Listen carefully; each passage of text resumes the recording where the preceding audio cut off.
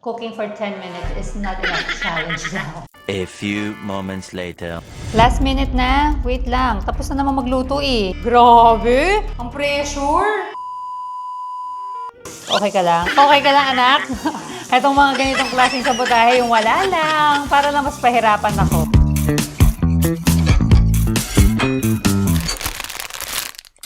Let's cook! Let's eat! Let's go!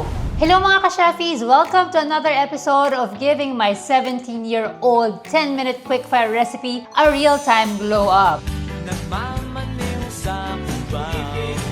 Nasa third episode na tayo ng series na to, and I hope you enjoy it as much as I do, kahit na medyo chaotic ang ating kusina dahil sa mga challenges na binibigay pa sa akin. Aside sa 10-minute cooking, meron pa mga sabotahe dyan na nagaganap. Mamadling nanay niyo. Oops! Hop, hop. Pero nakaka-enjoy naman. So if you haven't watched episodes 1 and 2, please make sure to click the link or to check it out on my YouTube channel. Dun sa mga hindi familiar sa Quickfire, baka kasi bata pa kayo noon or di pa pinapanganap, I used to have a cooking show on QTV11 nga ngayon ay tinatawag ng GMA News TV. 10-minuter yon, which airs 3 times a day, every day. So today, I will recreate and try to do another glow up of my 17-year-old recipe, and today's dish is called tinapa nacho. So medyo madali lang to, kayang-kaya ito in 10 minutes. Like the previous episode, meron pa rin akong gagawin na challenge. So papanoorin ko muna yung ating quick-fire episode to see how I did it before, and I will try to recreate it again. Pero syempre, sabi kanina, meron tayo ulit challenge. So here's my ever-reliable halayok. Pipili tayo ngayon ng challenge.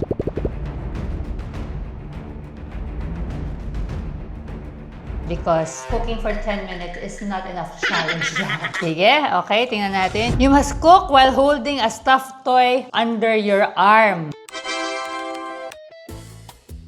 May stuffed toy, buti lang, madali lang tong dish na to. Ito na, lalagay ko under my arm.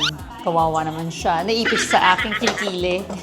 I'll just be making the dip, tapos assembly na tayo ng ating nachos. So this is something that you could actually do for mga get-togethers at home. Pag may parties, biglaan dumating ang mga bisita nyo. Ang dali lang nito. Okay, panoorin na natin yung ating quick-fire episode. I am Rosewood Benitez, your chef mom. Join me for another round of 10-minute kitchen wonders here on Quickfire, your step-by-step guide to everyday delicious meals for the busy you.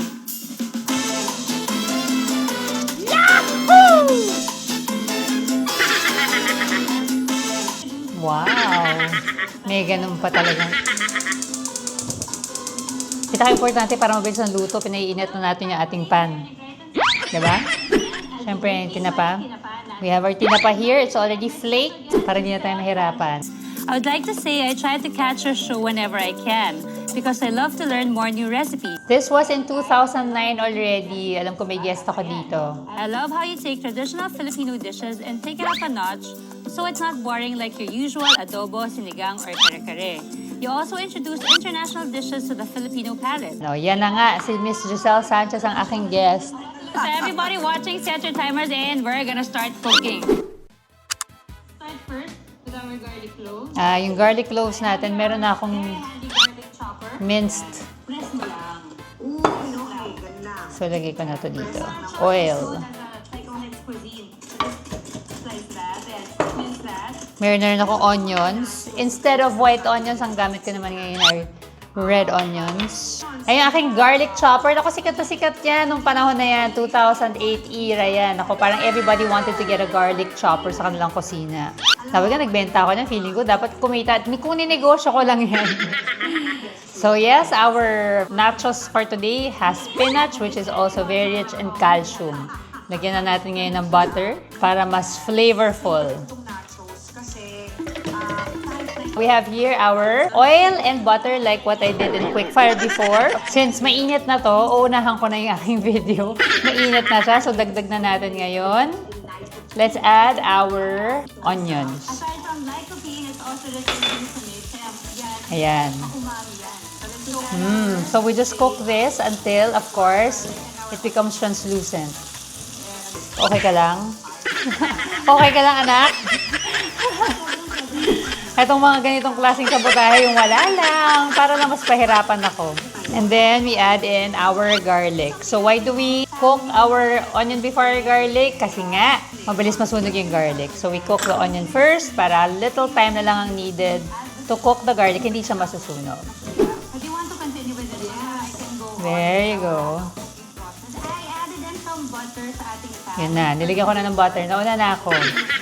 And then yes, our cream of mushroom soup. This is of course, you can buy this from the groceries ng nakakan. So I just need half. This is the all-purpose cream. Ayan. Ayan na rin yung all-purpose cream. Dagdag natin. Pero mix lang natin. Want the umami super seasoning. There. And then add the cream. Ano, low sodium. So very creamy and very flavorful to. Di ba? And the nachos itself, I mean the tinapa nachos is flavorful na yan. Mabango at malasa. And then we add our salt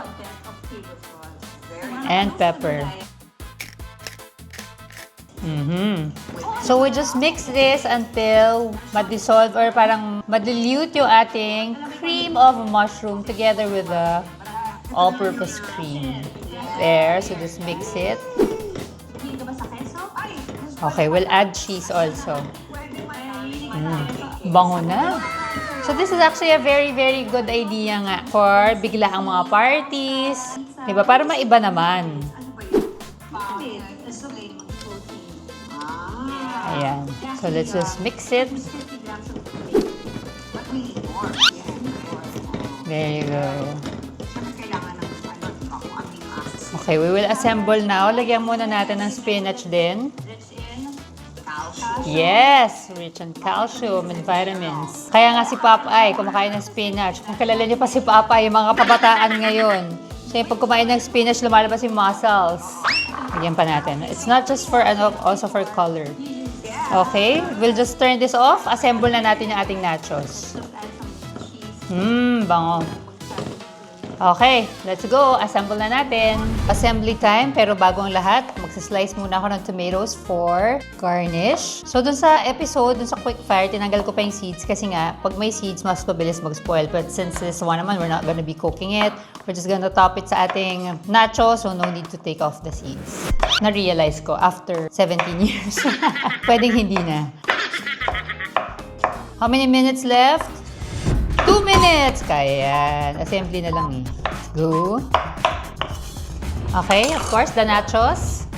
Store-bought. Hindi naman tayo gagawa pa ng sarili nating nachos. Kamusta naman? Ang hirap pag anak ko dito sa armpit ko. Okay. Let's put it here. Pwede kayong bumili rin ng tri-colored na mga nachos. Diba maganda tignan pag ipi-plate nyo. Mas exciting. Although this one kasi is parang Mexican-Filipino kasi nga may tinapa.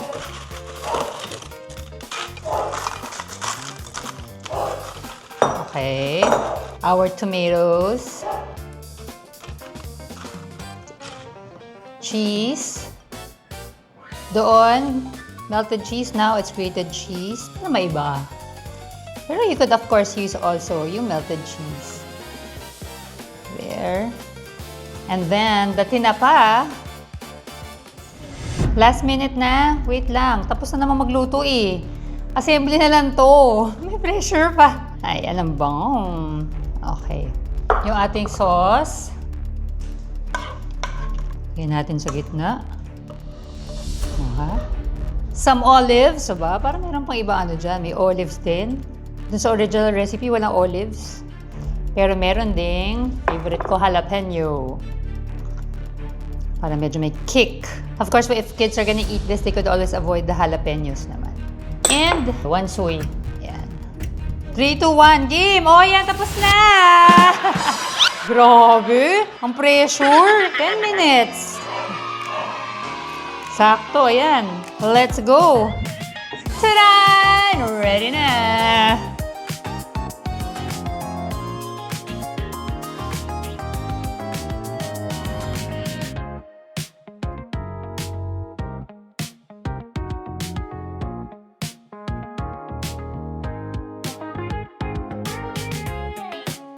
Okay, let's try our tinapa nachos 17 years after. Kuha tayong dip. Siyempre, kailangan merong tinapa, olives, jalapeno. Ayan, lahat. Tingnan natin.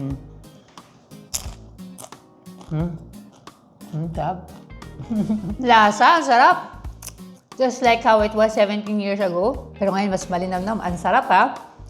You should try this, mga ka-chefis. Very easy recipe that you could recreate anytime you want to. So, anong tingin niyo, mga ka-chefis? Before or after? Ayan. Ako after. Thank you so much, mga ka-chefis. Ayan, naitawid ko na naman ng isang episode ng ating recreating quick fire recipes from 17 years ago. Kahit na may mga sabotage cards pa na pangpahirap na ating ginagawa for the day. I enjoyed and I hope that you enjoyed watching this video too. Gusto niyo pa ba ng mga recreating quick fire recipes in my other videos? Mag-comment lang kayo dyan para alam ko naman your thoughts on what's happening on my YouTube channel. Thank you again for watching, mga chefis, and don't forget to like and subscribe to my channel. See you again next time. Bye! Bye! Bye! Kain tayo. Ang aking anak na iipit sa dito. Let's go! Malip. Try this.